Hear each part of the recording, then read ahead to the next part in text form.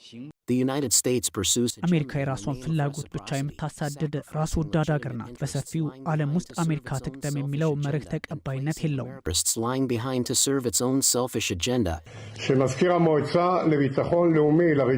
በኢራን ውስጥ ከፍተኛ ባለስልጣናት ከሆኑት መካከል ላርጃይኒና ሱሌይማኒን አስወግደናል።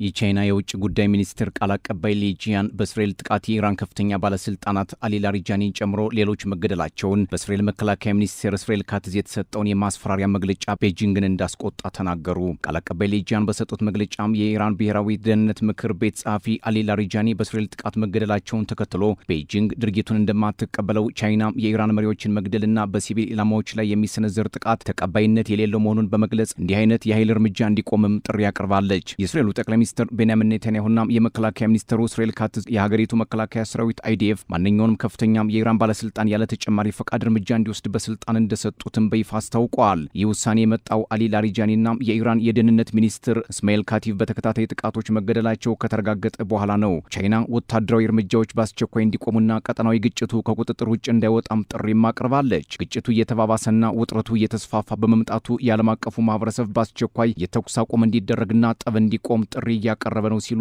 ገልጸዋል። ሊያንጂያን አሜሪካና እስራኤል በኢራን ላይ የጋራ ወታደራዊ ጥቃት ከጀመሩበት ከየካቲት 28 2026 ጀምሮ በመካከለኛው ምስራቅ ያለው ውጥረት በቀጠለበት ወቅት የቻይና መግለጫም እንዲህ በቀላሉ የሚታይ አይደለም ይላሉ ፖለቲከኞች። ቻይናና ኢራን ከፈረንጆቹ 1937 ጀምሮ ጠንካራ ፖለቲካዊና ኢኮኖሚያዊ ትብብር እንዳላቸው ይነገራል። ሲቀጥልም ቤጂንግ ከቴህራን ግዙፍ ኢንቨስትመንትና የነዳጅ ዘይት ግብይትም ታደርጋለች። እናም የቴህራን መነካት የቤጂንግን ፖለቲካ ማመሱ ስለማይቀር ቤጂንግ ከቴህራን ጎን ብትሰለፍ ከብሔራዊ ጥቅም አንጻር ተገቢነት አለው። በፈረንጆቹ 2021 ቻይናና ኢራን የ25 ዓመት የ$400 ቢሊዮን የትብብር ስምምነት መፈራረማቸው ይታወሳል። በመሰረተ ልማት ኢንቨስትመንትና በነዳጅ ጉዳይ ላይ መተባበራቸው አሁን ላይ ኢራን ለገባችበት ፈተና ቻይና ከጎን ብትቆምም የሚገርም አይደለም። በ2025 ቻይና በቀን 11.6 ሚሊዮን በርሜል ድፍድፍ ነዳጅ ከኢራን በማስገባት ሪከርድ ማስመዝግባለች። እስከ ጥር 2026 ጦርነቱ ከመጀመሩ ቀደም ብሎ ቤጂንግ 1.2 ቢሊዮን በርሜል ድፍድፍ ነዳጅ ክምችትም ነበራት። ይህም ከ3 እስከ 4 ወራት የሚያበቃም አቅርቦት ነው ይላሉ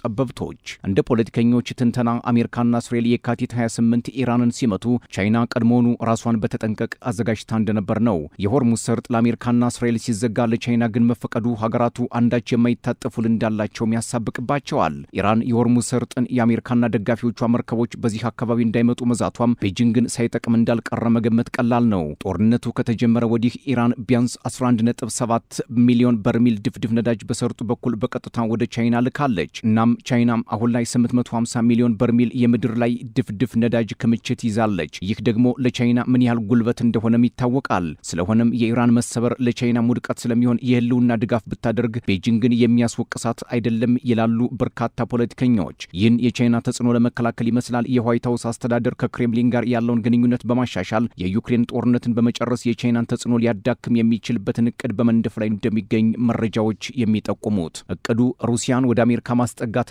የኃይል ሚዛኑን የረዥም ጊዜ ስጋት ተደርጋ ከምትታየው ቻይና ዞር ለማድረግ ያለመ ነውም ተብሏል። ተንታኞች እንደሚሉት ዋሽንግተን የሩሲያን አሰላለፍ መለወጥ የቻይናን ወታደራዊና ኢኮኖሚያዊ ተጽዕኖ ለመመከት እንደ ጋሻ ለመጠቀም ፍላጎት እያሳየች ነው። ይህ የአሜሪካ አካሄድ ከሰሜን አትላንቲክ የጦር ቃል ኪዳን ጥምረት ኔቶና ከሌሎች አጋሮቿ ጋር ያላትን ስትራቴጂካዊ አቋም ሊያጠናክርላት እንደሚችልም ታምናለች። ሆኖም ቤጂንግ አሁን ላይ እያሳየችው ያለው አሰላለፍ ብሎም ለቴህራን የምታደርጋቸው ዘመናዊ የሳተላይትና ጸረ መርከብ ሚሳኤሎች ድጋፍ ዋሽንግተንና ቴልአቪቭን ሳይፈትን እንደማይቀር ይገመታል። እንደ ሞደርን ዲፕሎማሲ ትንተና በቅርቡ አሜሪካና እስራኤል በኢራን ላይ የሰነዘሩት ጥቃት በመካከለኛው ምስራቅ ያለውን ቀጠና ውጥረት ዳግም ወደ ከፍተኛ ደረጃም ያሸጋገረ ሲሆን የዚህ ግጭት መዘዝም ከቀጠናው አልፎ በከፍተኛ ሁኔታ መስፋፋት ላይ ይገኛል። ከዚህም መካከል እጅግ አሳሳቢው በሆርሙዝ መስመር ላይ የተከሰተው የባህር ላይ እንቅስቃሴ መስተጓጎል ነው። መጀመሪያ ላይ አሜሪካና እስራኤል በኢራን ላይ የሰነዘሩት ጥቃት በሀገሪቱ ውስጥ የስርዓት ለውጥ ለማምጣት እንዲሁም ወታደራዊና የኒውክሌር አቅሟን ሙሉ በሙሉ ለማውደም የታለመ ወሳኝ እርምጃ ቢመስልም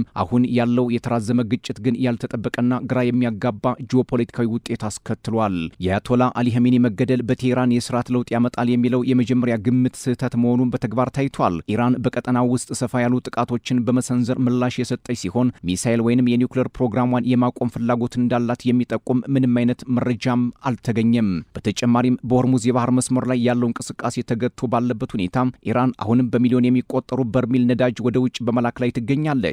በዚህም የሆርሙዝ ቀውስ ወደ ኢኮኖሚያዊ የጦር አውድማነትም ተቀይሯል ይላሉ ፖለቲከኞች።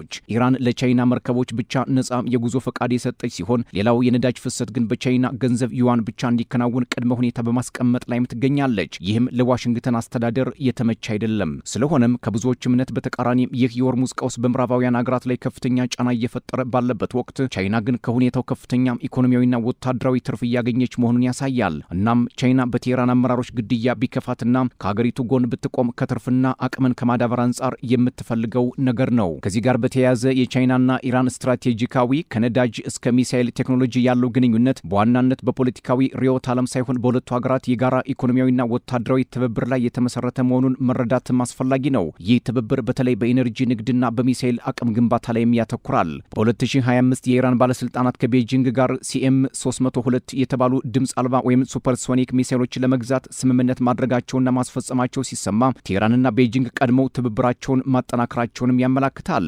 CM302 የተባሉ ድምፅ አልባ ወይም ሱፐርሶኒክ ሚሳኤሎች ከራዳር እይታ ውጭ የመብረር ብቃት ያላቸው ሲሆን የአሜሪካን የአውሮፕላን ተሸካሚ መርከቦችን የመምታት አቅም እንዳላቸውም ይነገርላቸዋል። በቅርቡ የወጡ መረጃዎች እንደሚያመላክቱት የቻይናና የኢራን ባለስልጣናት የነዳጅ ጭነቶች ወደ ቻይና ገበያ በቀጣይነት እንዲገቡና ኢራን የገንዘብ ድጋፍ እንድታገኝ ለማድረግ በሚያስችሉ ውይይቶች ላይ መጠመዳቸውን ነው። ይህ ዝግጅት የተገደበ ቢመስልም ቤጂንግ በዙሪያዋ ባሉ ሀገራት ላይ ያላት ጥልቅ ተጽዕኖ በግልጽ ያሳያል ነው የተባለው። ቤጂንግ በአሁኑ ወቅት ለኢራን ምንም አይነት መጠነ ሰፊ ወታደራዊ ድጋፍ አለመስጠቷም የሚታወቅ ሲሆን ይህም ግንኙነታቸው በተግባራዊ ጥቅም ወይንም ፕራግማቲክ ላይ የተመሰረተ መሆኑን ያጠናክራል። አንዳንድ ዘገባዎች ቻይና ጓደኝነቷን ለማስቀጠል ለኢራን የጥቃቅን ድሮኖችንና ወታደራዊ መረጃዎችን እንደሰጠች ቢገልጹም ቻይና ግን ራሷን ከማንኛውም ወታደራዊ ጣልቃ ገብነት ነጻ ያደረገ የዲፕሎማሲ አቋም መምረጧን ትናገራለች። ይህ የቻይና ወታደራዊ ተሳትፎ አለመኖር በአንዳንድ ተንታኞች ዘንድ ቻይና በዓለም አቀፍ ደረጃ አጋሮቿን የሚነኩ ክስተቶችን ለመመከት የሚያስችል ወታደራዊ አቅም እንደሌላት ተደርጎ ተወስዷል። ሆኖም ይህ ትርጓሜ የቻይናን የረዥም ጊዜ ጂኦፖለቲካዊና ስትራቴጂካዊ ካለመረዳት የመነጨ ነው ይላሉ ምሁራን። ይህም ምዕራባውያን ተቀናቃኞቿ ራሳቸውን በጦርነት እንዲያዳክሙ በመተው የራሷን አቅም ማጠናከር ላይ መሆኗን አሳይቷል ሲሉ በርካታ ተንታኞች የቤጂንግ ስልታዊ አካሄድ ለዋሽንግተን አጣብቂኝ ሊሆን እንደሚችል ይናገራሉ።